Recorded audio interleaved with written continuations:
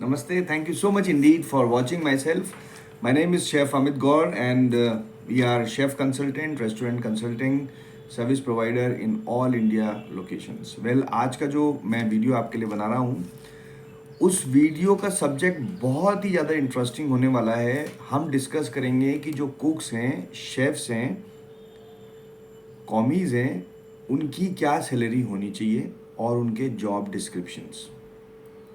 ये वीडियो मैं इसलिए बना रहा हूँ क्योंकि बहुत सारे लोग जो इस इंडस्ट्री के अंदर नए आ रहे हैं वो वीडियोस देखते हैं और वीडियोस देखने के बाद में एक टर्म यूज़ करते हैं जब भी हमको कॉल करते हैं कि commis chef, CDP, sous chef, head chef, इस तरह के टर्म्स हमारे एम्प्लॉयज़ को, मेरे जो एसोसिएट्स हैं, उनको बात करते हैं।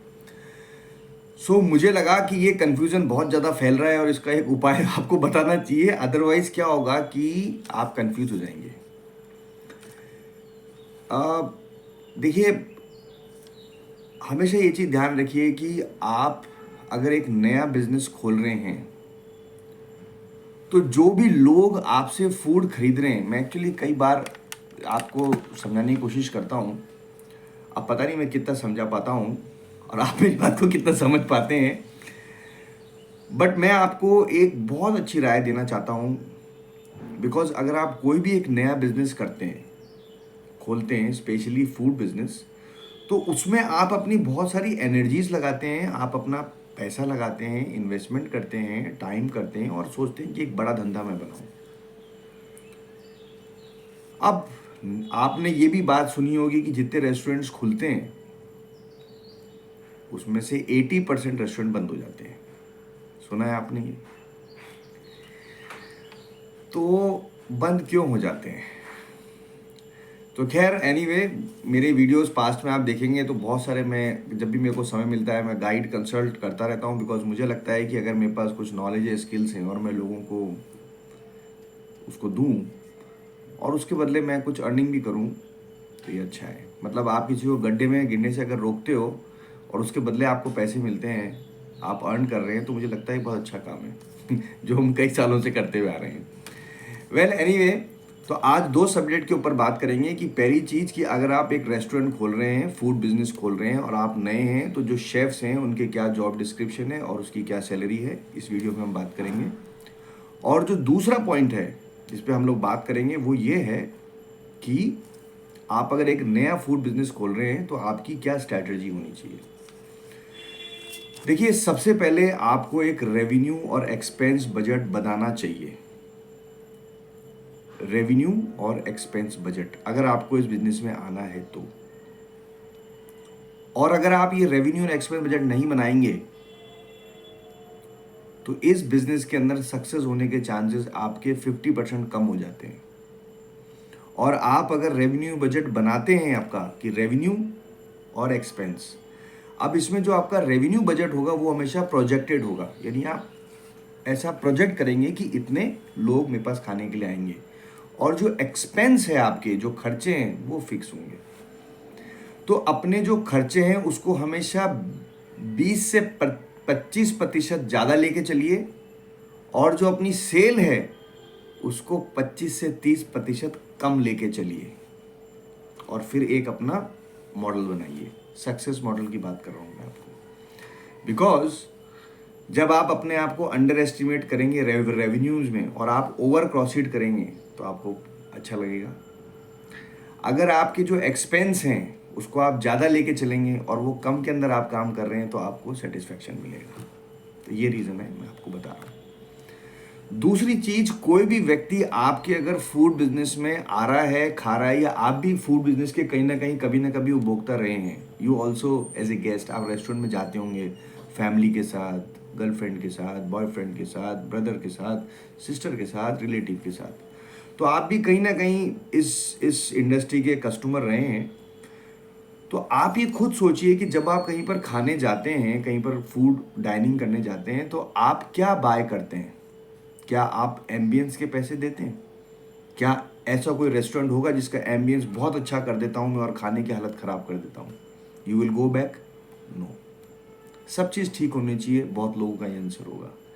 लेकिन मेरा ये आंसर है कि जो आपसे लोग बाय करते हैं वो करते हैं फूड प्रोडक्ट। अगर मैं पनीर टिक्का ऑर्डर कर रहा हूं तो मुझे पनीर और वो इंटीरियर से मतलब नहीं है, मैं उसको स्किल खरीद रहा हूं आपसे। मैं बेसिकली फूड बिजनेस में एक जो बायर है वो एक स्किल खरीद रहा है। ये जितनी जल्दी आप समझ जाएंगे ना, इसको डीपली समझ जाएंगे, स्किल्स। आप जब पिज़्ज़ा खरीदने जाते हैं तो वहां पर एक आदमी ने पिज़्ज़ा को हैंड से बनाया है, वो हैंडमेड स्किल्स खरीद रहा है। जब आप कचौरी खरीदने जाते हैं तो आप एक कचौरी खरीद रहे हैं, मैदा और दाल नहीं खरीद रहे, क्योंकि वो मैदा और कचौरी को बनाने में स्किल्स लगे हैं। तो ये जो प्रोफेशन है शेफ्स का, ये स्किल्ड काम है। और जितना आदमी स्किल्ड होगा उतने ही आपके फेलियर के चांसेस कम कर देगा वो। ये एक बहुत गहरी बात है, जितनी जल्दी आप समझ गए ना, प्रॉफिट आ जाएगा। और नहीं समझ पाए तो फिर पैसे लगा के, मैंने भी बहुत चीज़ें सीखी हैं और आप भी सीखेंगे। सॉरी मैं आपको ये कह रहा हूँ, बट ये होने वाला है। तो एक चीज़ स्किल्ड, आप स्किल्ड, कोई आदमी बाय कर रहा है वो स्किल्ड बाय कर रहा है आपसे। और आप कि जो बनाने वाले होने चाहिए वो हाईली स्किल्ड होने चाहिए अगर आपका नया बिजनेस है तो। अदरवाइज 50% चांसेस आपने खुद ने ही कम कर दिए अपने, कि मेरा बिजनेस मुझे आगे नहीं बढ़ाना, 50% कम। नाउ अब ये स्किल्ड आ जाते हैं, अब सारे शेफ हैं, कॉमी 1, कॉमी 2, कॉमी 3, DCDP, CDP, sous chef, executive chef, दुनिया भर की एक हर एक इंडस्ट्री के अंदर एक हायरार्की होती है। तो आज क्योंकि ये इंडस्ट्री यूनिफॉर्म नहीं है, जो एम्प्लॉयज़ का जो रिक्रूटमेंट है ये मतलब एक स्टैंडर्डाइज नहीं है। जैसे आप 1 किलो तेल खरीदते हो तो आपको 1 किलो तेल मिलेगा और उसकी रेट अधिकतर इंडिया में सेम ही होगी, रेगुलाइज है। तो जो स्किल्ड है उसकी जो जो कॉस्ट है, जो रॉ मटेरियल कॉस्ट है, वो तो हर जगह सेम है, लेकिन जो स्किल्ड की रेट है वो हर जगह अलग अलग है। कोई ज़्यादा एक्सपीरियंस है तो जो ज़्यादा एक्सपीरियंस वाला शेफ है वो ये इंश्योर करता है, गलती तो उससे भी होगी, बट वो ये इंश्योर करता है कि आपका बिजनेस प्रॉफिट में रहे। कोई एक जना है जो इस धंधे को, बिजनेस को बहुत सालों से करता हुआ आ रहा है, तो एक्सपीरियंस लोगों की ज़रूरत बहुत ज़्यादा होती है। अब मैं आपको 7 मिनट हो गए हैं, वैसे आप निश्चिंत रहिए, मुझे कोई मोनेटाइजेशन करने के लिए मैं इसको आगे नहीं बढ़ा रहा हूँ इस वीडियो को। इसका मतलब यही है कि मैं आपको अच्छी तरह समझाना चाहता हूँ। अब अगर आप 10 मिनट 20 मिनट में समझ गए तो बहुत अच्छा है, वरना तो 40-50 लाख लगा के तो समझोगे ही वरना जो इन्वेस्टमेंट करोगे उसके बाद तो आप समझोगे ही। ठीक है। अब आते हैं कॉमी में। देखिए जो किचन जो है, फूड प्रोडक्शन एरिया है, उस फूड प्रोडक्शन एरिया में अलग अलग डिपार्टमेंट्स होते हैं। यानी कि जैसे घरों में जो हमारी सिस्टर्स या वाइफ्स या मदर्स होती हैं वो multi knowledgeable and multi skilled होती है, लेकिन जो कुक्स होते हैं, जो शेफ्स होते हैं, वो मल्टी स्किल्ड और मल्टी नॉलेजेबल आफ्टर 10 से 15 साल के बाद भी नहीं हो पाते। तो स्पेशलिटी कुक होता है स्पेशलिटी डिपार्टमेंट के लिए। ठीक है। तो हम एक डिपार्टमेंट को पकड़ते हैं और फिर उस डिपार्टमेंट को आप, जैसे आपने अगर मल्टी कुजीन खोला तो आपको 5 डिपार्टमेंट चाहिए, तो उस 5 डिपार्टमेंट फिर आपको ये वाली टीम चाहिए। ठीक है। सो फॉर एन एग्जाम्पल, सबसे जो नीचे की पोस्ट होती है वो होती है अप्रेंटिसशिप और ट्रेनिंग्स, मतलब किचन ट्रेनिंग, कोई भी फ्रेशर्स। अप्रेंटिसशिप जो कमिटमेंट है 3 साल का, अगर आप technical board of Rajasthan, India या जो भी आपका स्टेट है उससे अगर आप एफिलेटेड हैं तो आप अप्रेंटिसशिप भी करा सकते हैं। वरना आपको आदमी चाहिए ट्रेनिंग, किचन ट्रेनिंग, वो होंगे फ्रेशर्स, 12th पास किए हुए हैं, 10th पास किए हुए हैं, कुछ भी पास किए हुए हैं, वो आप उनको किचन में रख लीजिए। और आप ये ट्रेनिंग्स इसलिए रखते हैं क्योंकि आप किसी का भविष्य बनाना चाहते हैं, ये ध्यान रखिएगा। किसी को एक्सप्लॉइट करने के लिए आप ट्रेनिंग नहीं रख रहे हैं, आप उस इंडिविजुअल का, जो आपके सिटी में व्यक्ति है, उसका लाइफ बनाने के लिए आप उसको अपने बिजनेस में साथ जोड़ रहे हैं, ना कि उसको एक्सप्लॉइट करने के लिए कि वो सस्ता है। सो इंडस्ट्रियल ट्रेनिंग, तो ट्रेनी क्या करेगा, ट्रेनी का जो जॉब है किचन के अंदर वो ये है कि लोडिंग करना, सामान को इधर से उधर ले जाना, छीलना, काटना, असिस्ट डिपार्टमेंट CDP, और इसका कोई रोल डिफाइन नहीं है।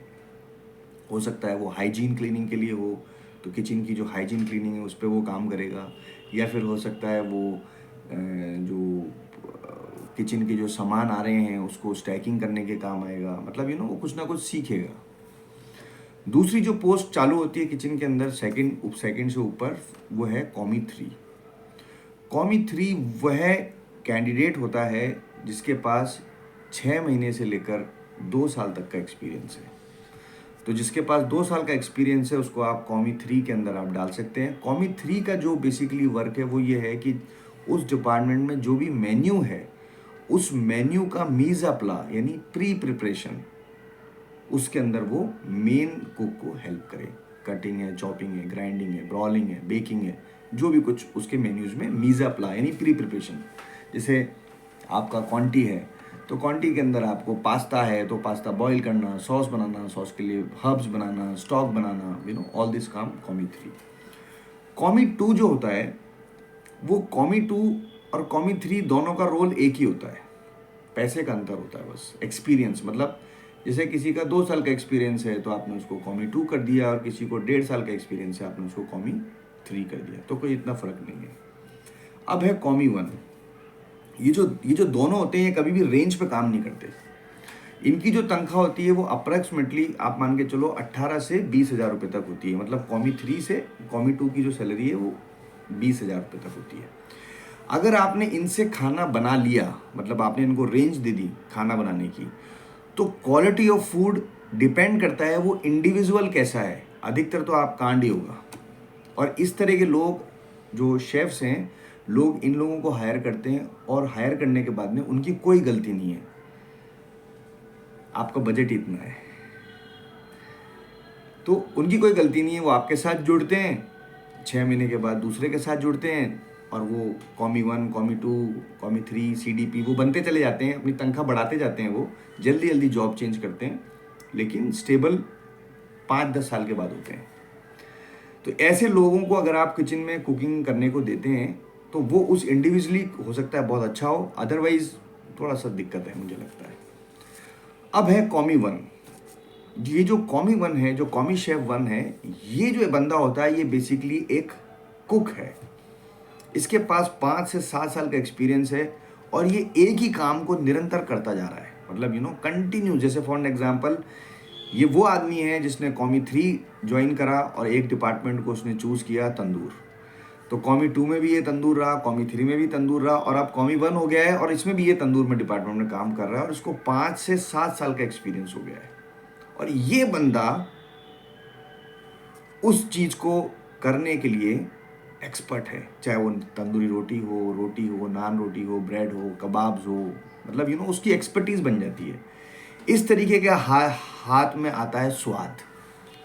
तो ये व्यक्ति को हायर करना बहुत इंपॉर्टेंट है, क्योंकि ये व्यक्ति है टेस्ट देने वाला, टेस्ट मेकर। कॉमी 1 से लेकर DCDP और CDP, ये 3 जो पोस्ट हैं, ये 3 पोस्ट अगर आपकी स्ट्रांग हैं तो आप जितने भी लोगों के भीड़ देखते हो ना, उसके पीछे ये 3 पोस्ट हैं। कॉमी 1 बनाने वाला, DCDP इसके ऊपर होता है जो उसको असिस्ट करता है, उससे थोड़ा सा सीनियर होता है, और एक होता है CDP यानी डिपार्टमेंट का हेड। इन सब के ऊपर एक डिपार्टमेंट हेड, सुपरवाइजर मान लीजिए, उस पर्टिकुलर डिपार्टमेंट का सुपरवाइजर। अब सबकी अलग अलग ड्यूटीज हैं। तो यहाँ पर जो DCDP है उसका काम है खाना बनाना, कॉमी 1 का काम है खाना बनाना, कॉमी 2, कॉमी 3 का काम है सिर्फ किचन के हेल्पिंग करना, उसको रेंज पे नहीं खाना बनाना, और जॉब, इंडेंट लिखना, क्लॉक कटिंग करना, इस तरह की चीज़। और DCDP का है कुकिंग करना, और CDP का है सुपरविजन, यानी जो भी बन रहा है उसकी गुणवत्ता चेक करना। तो अधिकतर जो रेस्टोरेंट फेल हो रहे हैं उसके पीछे कारण ये है कि गुणवत्ता चेक करने वाला कोई है ही नहीं। कॉमी 3 खाना बना रहा है और सीधे कस्टमर के पास जा रहा है, कॉमी 2 खाना बना रहा है, सीधे कस्टमर के पास जा रहा है, या फिर कॉमी 1 खाना बना रहा है, सीधे कस्टमर के पास जा रहा है। तो इसके अंदर क्या कंप्लेंट्स हो रही हैं, स्टैंडर्डाइजेशन की प्रॉब्लम हो रही है, कॉस्टिंग की बहुत ज़्यादा प्रॉब्लम हो रही है, और सब परेशान हो रहे हैं खोल के, और फिर हमारे ऐसे कंसल्टेंट पैसे कमाते हैं। करेक्ट है। हम कॉल करते हैं, हम बोलते हैं ठीक है एक अपॉइंटमेंट लो, 10,000 रुपये मैं फीस चार्ज करता हूँ एक अपॉइंटमेंट की, और उनको मैं सोल्यूशन बताता हूँ, ये करो ये करो ये करो ये करो, पैसे कमा रहे हैं। तो एक छोटी सी गलती आपने की और लास्ट में आपको ज़्यादा लॉस होगा, बिकॉज लॉस 10,000 रुपये का नहीं है, ये जो सामान है ना फूड कॉस्ट, इसका बहुत बड़ा लॉस है। अगर राइट पीपल राइट प्लेस पे नहीं रखें तो प्रॉब्लम बहुत बड़ी हो जाती है इस इंडस्ट्री में। तो आगे बढ़ते हैं। DCDP में बता दिया है। CDP जो है उसका काम है डिपार्टमेंट की जो फूड कॉस्ट है, स्टैंडर्डाइजेशन है, रेसिपी मैनेजमेंट है, ये सब इंश्योर करना। डिपार्टमेंट के अंदर सब लोग टाइम पे आ रहे हैं, ड्यूटीज़ कर रहे हैं, जॉब वर्क प्रॉपर हो रहा है, ये सारा काम DCDP का होता है। ये सब होटल्स में होता है, रेस्टोरेंट में तो आप कॉमी 1 लीजिए, और एक DCDP या फिर एक कॉमन सुपरवाइजर होना चाहिए आपकी हायरार्की में से। 4 डिपार्टमेंट के ऊपर एक आपने सूस शेफ रख लिया, जिसको आप हेड शेफ भी बोल सकते हैं। सो नेक्स्ट आगे बढ़ते हैं। ये कोई भी लोग है ना उस कंपनी को आगे बढ़ाने के लिए जिम्मेदार नहीं है। ये लोग केवल ये हैं कि ऑर्डर आया, अच्छा ऑर्डर निकलना चाहिए, गार्निश निकलनी चाहिए, गर्म होना चाहिए, जल्दी ऑर्डर जाना चाहिए और पिकअप, दैट्स इट, काम खत्म। इसके ऊपर उनका कोई बर्डन नहीं है। अब CDP जो है उसके ऊपर बर्डन है सिर्फ फूड कॉस्ट का, खत्म, उसके ऊपर उसका कोई वो नहीं है। नेक्स्ट जो पोजीशन आती है वो आती है सूस शेफ।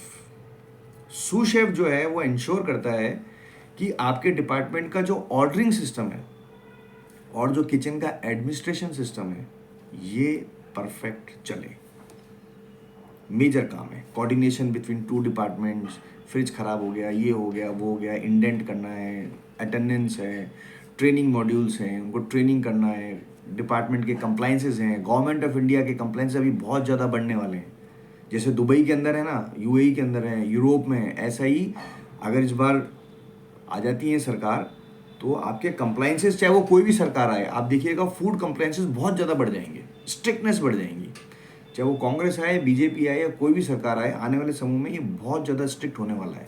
क्योंकि मैंने कुछ मेरे क्लाइंट्स हैं जो ऑफिसर्स हैं, सेंट्रल गवर्नमेंट के ऑफिसर्स हैं, तो उन्होंने बोला कि हम लोग एक नया प्रोसेस लेके आ रहे हैं, स्ट्रिक्टनेस बहुत ज़्यादा करने वाले हैं, जिससे लोगों की food health and food safety के ऊपर बहुत बड़ा काम होने वाला है। तो ये उसका काम है सूस शेफ का। इसकी जो सैलरी है वो सैलरी करीबन 50 से 60 हज़ार रुपये महीने के आसपास होती है। अब बात करते हैं एग्जीक्यूटिव शेफ की। ये जो एग्जीक्यूटिव शेफ है ये आपकी बैकबोन है रेस्टोरेंट का। ये जो एग्जीक्यूटिव शेफ है इसका काम दिखता नहीं है कुछ, लेकिन सारा काम वो करता है। एक, पीपल मैनेजमेंट, लोगों को संभालना। दूसरी चीज़ है क्वालिटी मैनेजमेंट। तीसरी चीज़ है उस डिपार्टमेंट को प्रॉफिट में चलाना। यस, उस डिपार्टमेंट को प्रॉफिट में चलाना ये एग्जीक्यूटिव शेफ करता है। आप भी ये नहीं कर सकते, बैठना पड़ेगा 24 घंटे किचन में, तब भी प्रॉफिट निकल के नहीं आएगा। वेस्टेज होता जाएगा, कहीं से कहीं निकल जाएंगे। ये जो शेफ है इसकी सैलरी करीबन 70,000 से चालू होती है और 2 लाख, 3 लाख, 4 लाख, 5 लाख, 6 लाख, 10 लाख तक भी है, डिपेंड्स। 10 लाख तो इंडिया में मुझे लगता है कि बड़े बड़े होटल्स के एग्जीक्यूटिव शेफ होंगे, 1-2 उनकी होगी। अदरवाइज इंडिया में शेफ्स की इतनी वैल्यूज़ नहीं है जितना इंटरनेशनल मार्केट में। उसके पीछे ये भी कारण हो सकता है कि करेंसी डिफरेंस है। अब पाउंड में उसने पैसे लिए तो बढ़ गए पैसे, बट आने वाले समय के अंदर शेफ्स की तनख्वाह बहुत ज़्यादा बढ़ रही हैं, बिकॉज उनको पता चल रहा है कि जो सारा बिजनेस है वो खाने का है। अब खाने से ही आपने रेस्टोरेंट खोला तो रेस्टोरेंट के अंदर सारा बिजनेस किस चीज़ का है। अब मान के चलिए कि आपका 50 लाख का टर्नओवर है, या आप क्या रेवेन्यू मॉडल बनाते हैं। मैंने आपको पहले बोला था ना वीडियो से कि आप अपना रेवेन्यू और एक्सपेंस बजट बनाओ। तो फॉर एन एग्जाम्पल आपने बोला भाई मेरे को 50,000 रुपये पर डे सेल चाहिए, एग्जाम्पल, ठीक है। तो 50,000 रुपये के हिसाब से आपकी 15 लाख सेल होगी। उस 15 लाख में आपने अगर एक सूस शेफ रख लिया, आपको टेंशन नहीं रहेगी कभी भी, तो आपका वो सब संभालेगा किचन। और आपने ये सूस शेफ नहीं रखा, फिर हम लोग हैं ना, मेरे ऐसे बहुत कंसल्टेंट हैं जो आपसे पैसे चार्ज करेंगे, हम लोग हैं, फिर हम लोग हैं। मतलब आप अगर शेफ नहीं रखते हैं तो आप एक कंसल्टेंट का स्कोप खोल देते हैं, बिकॉज परेशानी तो आएगी और आपको वो समझ में नहीं आएगी। तो ये सब चीज़ें थी, ये सब हायरार्की थी, और I hope this video 19 minute का it is useful for you. मेरा उद्देश्य आपको, अगर आप इस फूड बिजनेस में आ रहे हैं तो आपको एक रियल पिक्चर दिखाना है और आपको बताना है कि इस रेस्टोरेंट होटल बिजनेस में आपको दो चीज़ों के लिए मेहनत करनी पड़ेगी, एक स्टाफ के लिए और एक कस्टमर के लिए। कस्टमर तो फिर भी आजकल मार्केटिंग से आ जाता है, स्टाफ के लिए बहुत ज़्यादा चैलेंज है, अच्छा स्टाफ मिलता ही नहीं है। अब अच्छे का मतलब है कॉस्टली, आदमी सोचता है यार कि मैं बड़ा बन जाऊं तब मैं इसको पैसे दे दूंगा। तो ये अंडा मुर्गी चल रही है और इसके अंदर बहुत परेशानी हो रही है। 90-80% रेस्टोरेंट बंद हो रहे हैं और हमारे ऐसे कंसल्टेंट पैसे कमा रहे हैं। शायद इस साल अगर बहुत अच्छा चला तो यूरोप टूर भी करेंगे हम लोग, ऐसा मैंने अपनी टीम को प्रॉमिस किया है।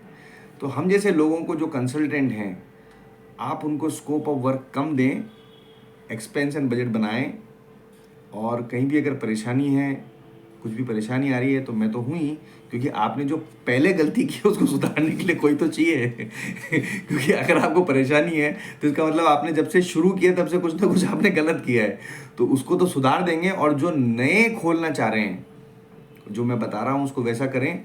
कहीं भी कोई गाइडेंस चाहिए तो आप कॉल कर सकते हैं। आई एम श्योर अगर आप जिस तरीके से मैं आपको बता रहा हूँ आप उस तरीके से करेंगे तो आपको आने वाले समय के अंदर परेशानी नहीं होगी। बिकॉज अभी आपको रेस्टोरेंट खोलना है, लेकिन नेक्स्ट खोलने के बाद उसको चलाना है, तो चलाने के प्रति ज़्यादा फोकस रहें, खोलने के प्रति खुल जाएगा, पैसे होने चाहिए बहुत बहुत शुक्रिया, नमस्कार, thank you so much Indeed. अगर आप इस वीडियो को यहाँ तक देखते हुए आ रहे हैं 20 मिनट तक, तो आपका शुक्रिया, धन्यवाद। और बीच में स्किप कर करके देखते हुए आ रहे हैं तो अगर आप पूरा देखेंगे पास्ट के अंदर तो थोड़ा सा नॉलेज कंटेंट मिलेगा। बहुत बहुत शुक्रिया, नमस्कार। किसी भी प्रकार की कंसल्टिंग सर्विसेज चाहिए आपको, होटल के अंदर, रिसोर्ट में, रेस्टोरेंट में, कैफ़े में, क्लाउड किचन में, इंडिया में, आउट ऑफ इंडिया में, और या फिर किसी भी प्रकार का एम्प्लॉयज़ को रिक्रूटमेंट करना है, placement, like for an example chefs, executive chef, commis, CDPs, तो हमारा एक HRD डिपार्टमेंट है, विंग है, और हम लोग स्पेशलाइज्ड शेफ का रिक्रूटमेंट एंड प्लेसमेंट करते हैं। और मेन बिजनेस तो F&B कंसल्टिंग है, जिसके अंदर आपका अगर बिजनेस नहीं बढ़ रहा है तो हम लोग आपको मार्केटिंग, मेन्यू सपोर्ट देंगे और कोशिश करेंगे कि आपका जो टारगेट है वो पूरा हो। अगर आपके खाने के अंदर क्वालिटी प्रॉब्लम आ रही है तो हम लोग स्टाफ की ट्रेनिंग करेंगे, कोशिश करेंगे कि उन्हीं को ट्रेन कर दें, ट्रेनिंग करेंगे और प्रॉब्लम सॉल्व करेंगे। अगर आप एक नया रेस्टोरेंट खोलना चाह रहे हैं तो हम आपके साथ जुड़ेंगे, आपको कंसल्ट करेंगे, गाइड करेंगे, और तब तक आपके साथ रहेंगे जब तक आपका रेस्टोरेंट ब्रेक इवन पॉइंट पे ना जाए। Break even means no loss no profit, अपने खुद खर्चा वो उठा सके, मैं वहाँ तक आपका साथ दूंगा। उसके बाद आपका मेरा नमस्कार। उसके बाद आप सीख जाएंगे कि प्रॉफिट की नदियाँ वहाँ से आ रही है।